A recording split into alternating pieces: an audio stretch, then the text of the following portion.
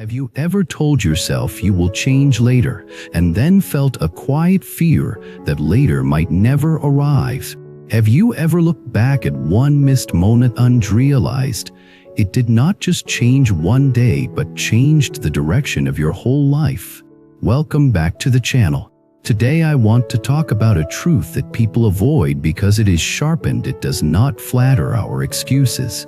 The first idea is this: most of the suffering we call bad luck is actually a delayed result of small choices we kept postponing. The second idea is this: the Buddha did not teach impermanence to scare you. He taught it to wake you up, so you stop wasting the only moment where karma can be changed, the moment you are living right now. There is a sentence many people repeat without realizing it is a spell. They say, "I have time." They say it in different forms. "I will do it next week." "I will be kinder when I am less stressed." "I will practice when life calms down." "I will apologize when the mood is better." "I will take care of my health when work is less busy." "I will start meditating when I feel ready." "I will call my parents when I have more energy." "I will stop wasting time when the pressure becomes serious." And then one day, something happens that does not ask your permission. A call comes, a diagnosis, an accident, a goodbye, a sudden loss, or sometimes nothing dramatic happens. And that is even more dangerous, because you wake up and realize 10 years passed and you are still the same person making the same excuses, with the same regrets growing heavier. So let me tell you a story. And while I tell it, I want you to notice what it touches inside you. Not because I want you to feel guilty, but because guilt without wisdom is just another form of confusion. What I want is clear seeing. And clear seeing is the beginning of awakening. I will call the man in this story Ethan. Ethan was a normal person, not a saint, not a villain. He had a job, a family, responsibilities, a phone that never stopped, and a mind that was always slightly ahead of his own life. When Ethan was younger, he had moments where he felt very alive. He could feel meaning. He could feel wonder. He could sit quietly and sense there was something deeper than headlines and bills. But as life got heavier, those moments got buried. The world taught him a simple lesson that many people accept without questioning. If you stay busy enough, you do not have to feel your pain. So Ethan stayed busy. He worked hard. He tried to be a good provider. He tried to be responsible. He also tried to be in control, because control feels like safety. But control is a hunger that never finishes. The more you feed it, the more it demands. And one day, he realized he had built a life where he was constantly rushing. But he could not remember what he was rushing toward. One evening, Ethan received a message from an old friend. This friend was someone Ethan used to talk to deeply. The kind of friend who could sit in silence with you and it still felt like friendship. They had not spoken in years. Life happened. Distance happened. Pride happened. Ethan assumed there would always be time. The message said the friend was coming through town for one night and asked if Ethan wanted to meet. Ethan read it while standing in line at a store, half distracted, half annoyed. He felt a flicker of warmth, then immediately felt the weight of his schedule. He had work tomorrow. He was tired. He wanted to go home. He told himself a familiar lie that sounded like wisdom. "Another time. We will meet another time." He typed back something polite. "Not tonight. Too busy. Let us do it soon." Soon is another spell. The friend replied with a simple message: "I understand. Take care." Ethan went home. He ate dinner while looking at a screen. He answered emails. He fell asleep with the mind still running. 2 weeks later, he received another message. This time it came from someone else. The friend had died suddenly. Heart issue, fast and quiet, like a door closing when you thought it was still open. Ethan sat on the edge of his bed holding the phone, staring at the words like they were not real. His mind tried to negotiate with reality. There must be a mistake. He was just here. We were supposed to meet soon. Soon did not arrive. In the days that followed, Ethan moved like a ghost. He went to work. He smiled when required. He answered questions. But inside, something had collapsed. Not only grief for the friend, but the shattering of a belief he never knew he had. The belief that life will always give you another chance. It is strange how we lived as if tomorrow is guaranteed, even though we have seen proof it is not. We see people die. We see accidents. We see illness. We see goodbyes. But we keep living like we are exempt. That is not because we are stupid. It is because the mind protects itself from fear by creating denial. Denial is a kind of numbness that allows daily functioning. But numbness also steals life. It steals urgency. It steals gratitude.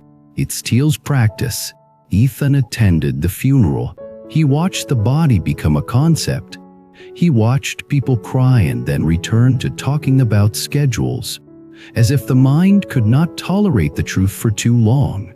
He watched himself do the same thing. That night, Ethan could not sleep. He lay in bed and remembered the message. One night. The friend offered one night. Ethan had a window, a crossroads, and he walked past it as if it were nothing. This is how destiny changes, not always in dramatic ways. Sometimes destiny changes because you missed a single sincere moment due to a habit of postponing what matters. Now here is the deeper part of the story. Ethan did not only grieve, he began to see his whole life differently. It was like someone turned the lights on in a room that had been dim for years. He realized he was living with a divided mind. One part of him wanted meaning. Another part of him wanted comfort. Another part of him wanted approval. Another part of him wanted control. And because those parts were pulling in different directions, his days felt full but empty at the same time. He started questioning his patterns. Why do I keep postponing the things that feed the heart? Why do I keep treating relationships like they will always be there? Why do I keep wasting attention like it is unlimited? He did not use spiritual words at first. He just felt a raw clarity. And raw clarity is often the first taste of wisdom. Then something else happened. Something that many people experience after loss. He began to notice impermanence everywhere. He saw how quickly a week disappears. He saw how a season changes without asking. He saw how people age. He saw how his own face had changed. He saw how many days he had already spent on things he did not even care about. This scene can either make you bitter or make you awake. In Buddhist teaching, impermanence is not a depressing idea. It is a bell that rings and says, do not sleep through your life. Do not waste this rare human birth. Do not plant careless karma and then act surprised by suffering. Do not delay practice as if the mind will magically become pure later without training. Ethan did what many people do at this stage.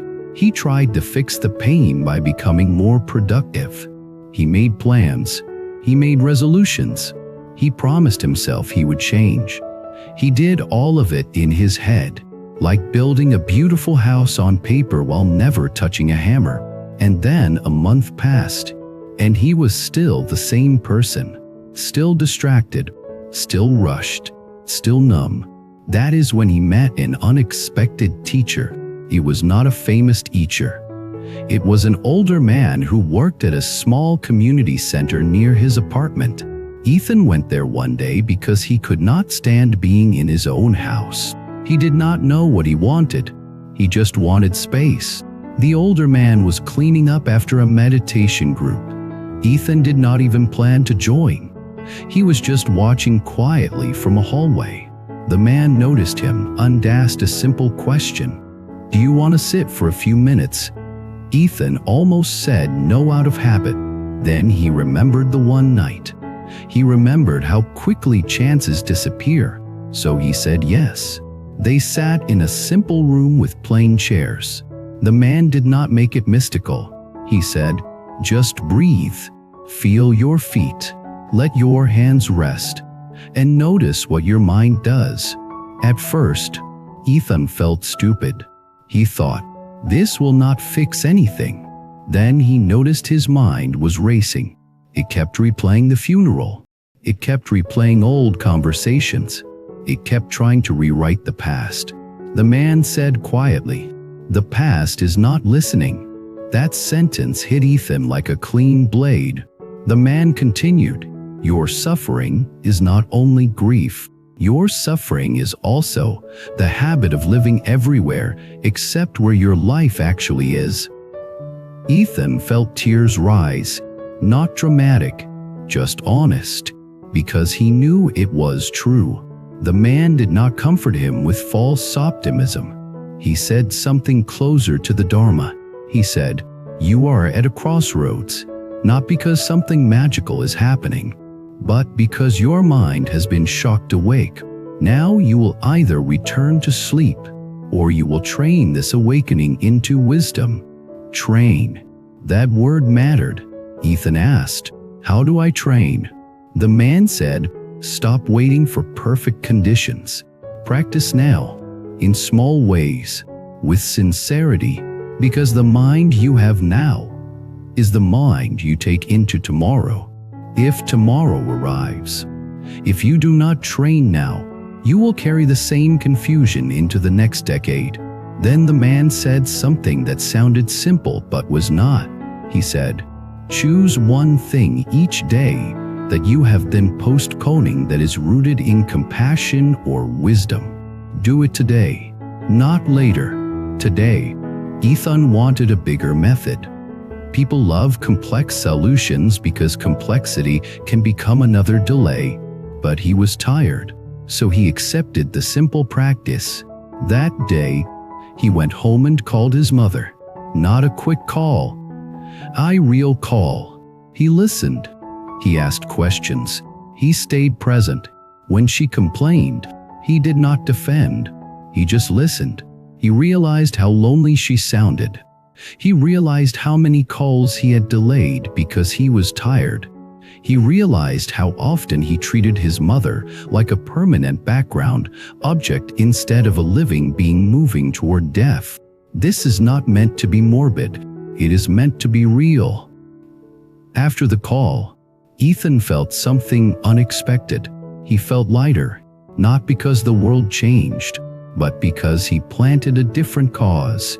He planted attention. He planted respect. He planted compassion. That is karma. The next day, he apologized to his partner for a sharp comment he made weeks ago. He did not justify. He did not explain. He just said, "I was wrong. I am sorry. I have been living rushed and numb, and I have been hurting you without noticing. I do not want to keep doing that." His partner was shocked, not because the apology was perfect, but because it was present. Many people apologize while still defending themselves. Ethan apologized without defense. That is humility. Humility is not weakness. Humility is a form of wisdom because it breaks the ego that keeps repeating harm. That night, he sat for 10 minutes and breathed. He did not chase a mystical experience. He simply trained presence. Presence is a kind of energy, not in a fantasy sense, but in a practical sense. When you are present, your life force is here. When you are scattered, your life force leaks out into worry, comparison, and regret. Over the next weeks, Ethan noticed something. The grief was still there, but it became cleaner. Before, Grief was mixed with self-hatred, mixed with blame, mixed with endless mental bargaining. Now grief was grief. He missed his friend. He felt sadness. He felt love. He felt regret. But he stopped turning that regret into violence against himself. He started turning regret into vow. In Buddhism, vow is a powerful force. Vow is not wishful thinking. Vow is a direction that trains karma. Vow says, because I have seen impermanence, I will not waste what remains. Because I have seen how quickly people disappear, I will treat people with more care. Because I have seen how fragile the mind is, I will cultivate steadiness and compassion. Ethan began repeating a simple vow each morning. He did not call it religious. He just called it a reminder. May I live today with less harm. May I be awake enough to notice my mind before it creates trouble. May I treat people as if this might be the last time. May I use this life to cultivate wisdom and compassion. Notice what those lines do. They pull the mind out of sleep. They pull the heart into sincerity. They pull attention into the present moment. And in that present moment, you have power. Not power over everything, but power over your next seed.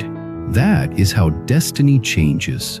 Now, some of you might be thinking, this is emotional, but my problem is practical. I am at a crossroads in career, or I am at a crossroads in health, or I am at a crossroads in relationship. How does impermanence help me decide? Here is the Buddhist answer.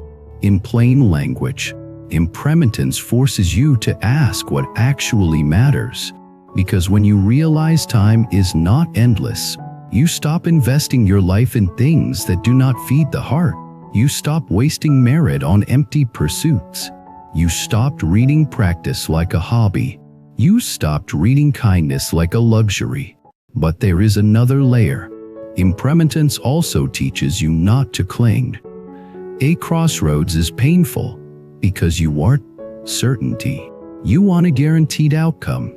You want proof that your choice will not hurt. Life does not offer that. So wisdom at a crossroads is not finding perfect certainty. Wisdom is choosing the most wholesome direction with the clearest intention you can. While accepting that outcomes are impermanent, you do what is right, and you release the demand to control everything. This is a deep kind of freedom. It is the freedom of non-clinging. Non-clinging does not mean not caring. Non-clinging means caring without being possessed by fear. This is where compassion becomes stable. Ethan started seeing that his constant postponing was actually fear. He was afraid of discomfort, afraid of awkward conversations, afraid of admitting he was wrong, afraid of being rejected, afraid of slowing down and feeling his loneliness. So, he avoided, he delayed, he numbed. But the death of his friend forced the fear into the light. And once fear is in the light, it can be met with wisdom. In meditation, Ethan learned to feel fear in the body without immediately obeying it. He would notice tightness, heat, restlessness. He would breathe and say silently, "Fear is here. I am here too." This is mindful compassion. It is not dramatic. It is not an inspirational slogan. It is a training in not abandoning yourself. And this is crucial because people who abandon themselves also abandon others, not intentionally, but functionally. When you are not present with your own heart, it is hard to be present with someone else's pain. So as Ethan learned to stay with himself, he became more present with others. He listened more. He interrupted less. He stopped trying to win every conversation. He began asking a question that is pure Dharma. What is the kindest, truthful response right now? This question contains wisdom and compassion at the same time. It also contains karma. Because the kindest, truthful response is almost always the response that creates the least future regret. Regret is often a signal of karma. It is the pain of seeing cause and effect too late. So if you want to reduce regret, you train awareness now. This is why the crossroads matters. Now I want to tell you another story inside this story, because some of you are not grieving a friend. Some of you are facing your own mortality. I will call her Nora. Nora was in her late 40s, and she lived like many modern people. She assumed she had time. She assumed she would get healthy later. She assumed she would repair relationships later. She assumed she would practice later. Then she had a health scare. It was not immediately fatal, but it was serious enough to crack her denial. She sat in a hospital room listening to machines, smelling disinfectant, watching her own breath like it was not fully under her control. In that room, the world did not feel theoretical. Impermanence was not a teaching, it was the air. Nora told me later that she had one terrifying thought. She thought, what if my life ends and I never really lived it? That question is a crossroads. Some people respond to that question by panicking and grabbing harder at pleasure. They binge, they spend, they distract, they call it living, but it is not living. It is fear in costume. Nora responded differently. She began asking a softer question. If I do not have endless time, what is the wisest way to use today? That question is wisdom. She started with small things. She stopped speaking sharply to her daughter, not perfectly, but intentionally. She apologized when she slipped. She started eating more simply, not for vanity, but because she realized the body is the vehicle of practice. If the vehicle is abused, the journey becomes harder. She also began a daily compassion practice.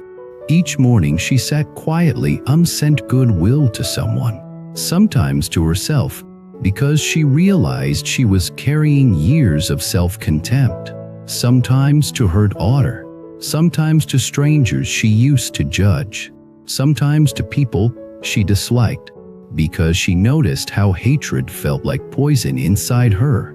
This practice changed her energy. Again, not mystical, but real. Her nervous system softened. Her mind became less reactive. Her relationships became less combative. Her life became simpler. The health issue did not magically disappear, but she stopped wasting the days she had on unnecessary conflict. That is destiny turning. Now let us bring this back to the Buddha teaching directly. The Buddha taught that everything conditioned is impermanent. That includes bodies, relationships, jobs, emotions, even thoughts. Thoughts come and go like weather. When you cling to them as truth, you suffer. When you watch them with awareness, you gain freedom. This is why the Buddha emphasized mindfulness and right effort. Right effort is not strain. Right effort is the wise choice to cultivate wholesome states and abandon unwholesome states. Again and again. In the present moment. Notice the phrase again and again, because people want one decision to fix their whole life. They want one heroic moment, but the path is usually built through repeated small awakenings. Ethan did not change because he had one emotional night. He changed because he practiced returning. He returned to attention. He returned to honesty. He returned to compassion. He returned to the understanding that tomorrow is not guaranteed. Every return planted a new seed. Now, I want to speak to the part of you that might feel overwhelmed right now, because when you hear impermanence, you might feel anxiety. You might feel panic. You might think, I am already behind. I have already wasted too much time. I cannot fix it. Listen carefully. Panic is also a form of delay. Panic drains energy and then calls itself urgency. True urgency is calm. True urgency is simple. True urgency says, I will do the next right thing now. The next right thing might be small. A call, an apology, a glass of water, 10 minutes of quiet practice. I walk without the phone.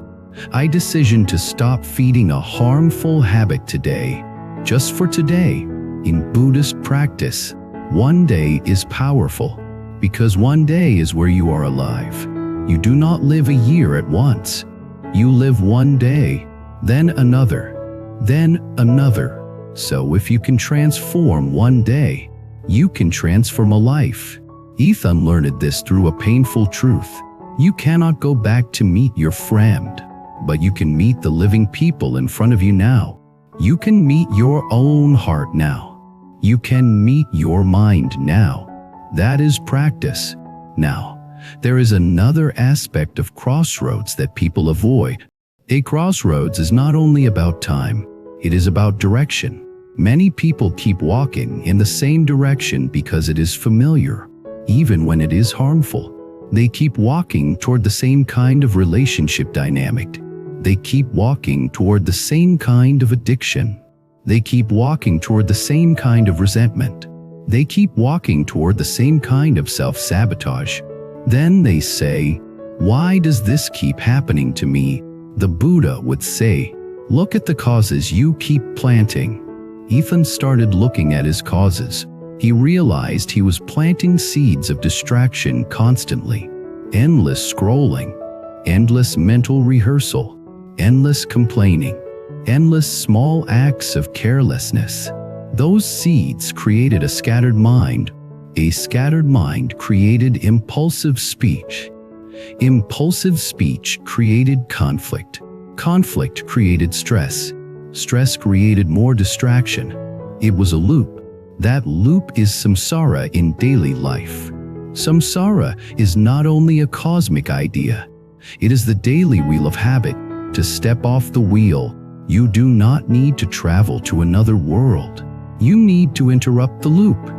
And you interrupt it through awareness and compassion. Right now, Ethan began practicing something very simple during the day. When he noticed the urge to escape into distraction, he paused, he breathed, he asked, what am I avoiding? Sometimes the answer was sadness. Sometimes it was boredom. Sometimes it was fear.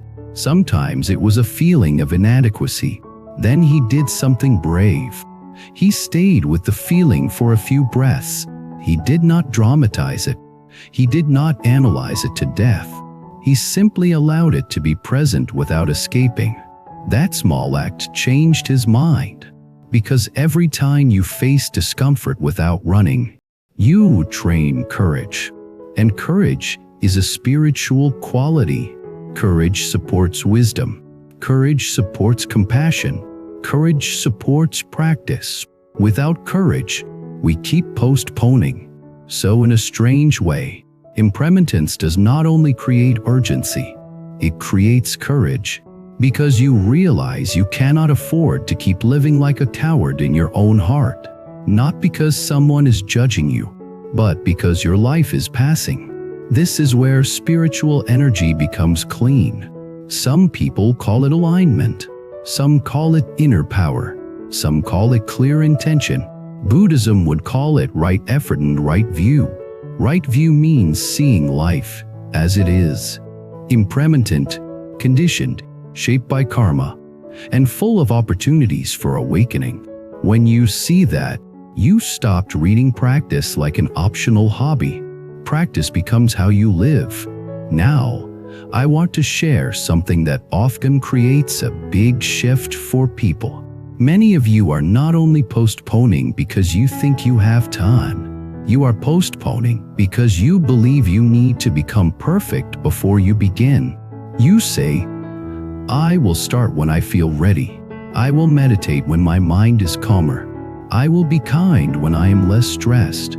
I will apologize when I can do it perfectly. But perfectionism is another delay. Perfectionism is pride in disguise. It says, I will only act when I can look good doing it. But the Dharma is not about looking good. It is about ending suffering. So the real practice is to begin imperfectly, with sincerity. Ethan apologized imperfectly at first. He practiced imperfectly. He still got distracted. He still got irritated. He still wasted time sometimes. But each time he noticed, he returned. Returning is the practice. Returning is also a sign of humility, and humility opens the door to wisdom. Now, I want to bring in the heart of compassion again, because impermanence without compassion can become cold. It can become nihilistic. It can make you feel like nothing matters. But in Buddhism, impermanence makes compassion stronger, not weaker. Because when you realize being suffering time is short, you stop wasting energy on hatred. You start asking, how can I reduce suffering now? That includes your own suffering. Because a person drowning in self-hatred is not easily able to help others. So compassion begins inside. You treat your mind with care. You stop speaking to yourself like an enemy. You stop turning every mistake into a lifelong sentence. Eth unlearned to do this by remembering something the older man told him. The man said, "You will die one day. Do not spend your limited breaths bullying yourself." That is not indulgence. That is wisdom. Because when you bully yourself, you create more suffering. More suffering makes you less present. Less present makes you more likely to harm others unconsciously. So self-compassion is not selfish. It is protective karma. Now, as Ethan continued, something interesting happened. He started attracting different experiences, not because the universe was rewarding him like a judge, but because his behavior changed. He became more reliable. People trusted him more. He stopped creating unnecessary conflict. His relationships softened. This is how merit works in a practical way. Merit is not magical points.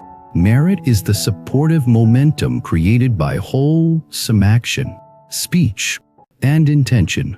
When you live with more integrity, life becomes less angled. So the crossroads is not only about avoiding death. It is about choosing the kind of causes that make your remaining time lighter and more meaningful. Now I want to speak directly to you again, because you asked for the next piece. And the theme of this piece is urgent. If you are listening right now, you are alive right now. That is already a rare condition. Many beings do not have the capacity to reflect like this. So do not waste that gift. But do not turn this into fear. Turn it into clarity. Here is the clarity. You do not have endless tomorrows. You have this moment. If you use this moment well, the next moment becomes easier. If you waste this moment, the next moment becomes heavier. So what is one thing you have been postponing that is rooted in awakening? Wisdom, karma, compassion, practice, or destiny? Maybe it is forgiveness. Maybe it is an apology. Maybe it is ending a harmful habit. Maybe it is beginning a simple daily meditation. Maybe it is taking care of your health as an act of respect for life. Maybe it is calling someone you love. Maybe it is telling the truth gently. Maybe it is stopping a pattern of harsh speech. You do not need to fix everything at once. You need to choose the next seed. Ethan chose the next seed again and again, and his life changed. He still missed his friend. That pain did not disappear, but the pain became a teacher, not a prison. It taught him to live awake. And this is the final heart of the story. Sometimes the crossroads appears as tragedy, but the Buddha teaches that even tragedy can become a doorway to awakening if you meet it with wisdom, if you meet it with compassion, if you meet it with right effort. Now I want to end with a reflection that might stir something deep in you. because that is the purpose of a long video like this. Not entertainment. Awakening.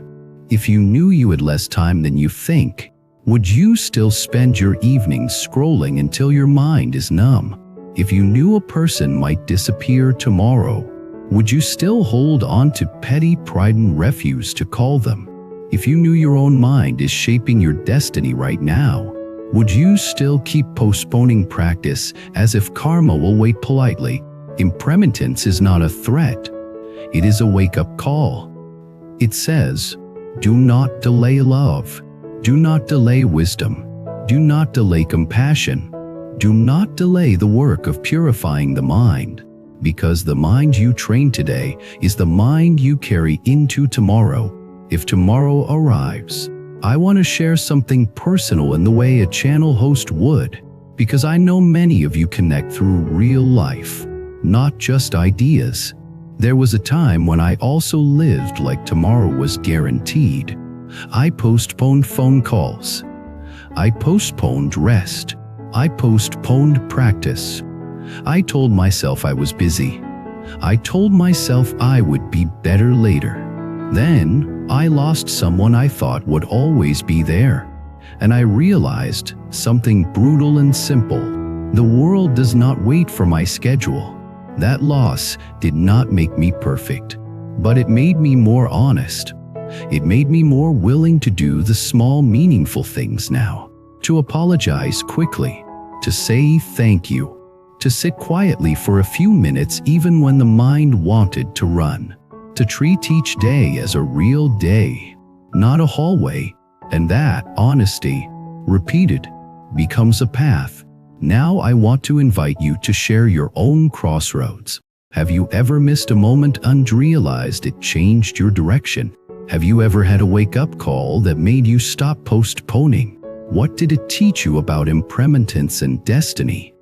If this spoke to you, subscribe to the channel.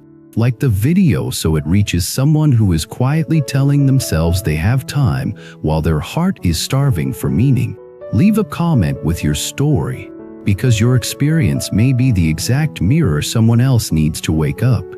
And if you want to support the channel and help me keep making these long-form teachings that you can listen to like a steady companion, consider joining the membership and staying close with this community. Next, we will move into another everyday question that looks small but reveals karma and compassion in a way that can change how you live your ordinary days. Life gets noisy. Work, stress, expectations. Sometimes we lose touch with the quiet part of ourselves.